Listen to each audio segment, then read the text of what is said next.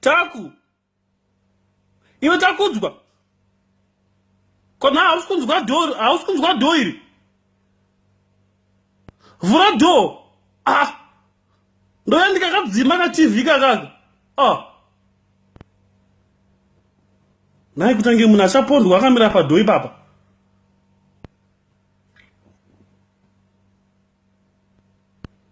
Pinda yenyu tete. Pinda makadiko. Vana ava vanotitambudza mufunge. Ndatambura nevana uku makumbo ari kuzvimba makumbo neBP. Ndatambura nevana ivava hameno. Ko makadi yenyu tete. Aiwa ndizvozvo. Ko vakadikwa mabva uku.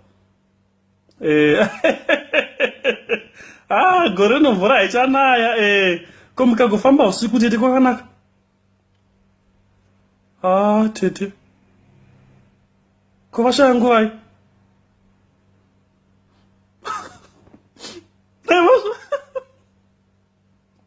Munhu anotaura nawo makuseni. Ndataura nawo makuseni wani tete wekumabvuku. Hanzi chiko.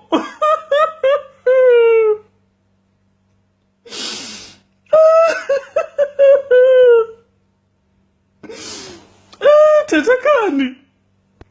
Hanzi wafa. Kufa kuti ifi.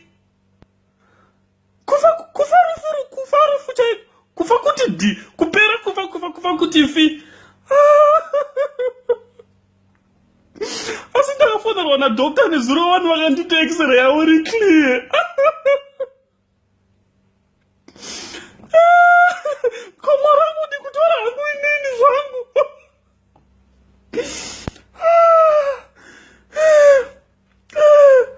Kotokupaiti here. Taku. Ipaite tava tii.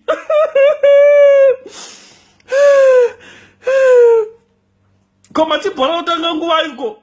Isai bhora.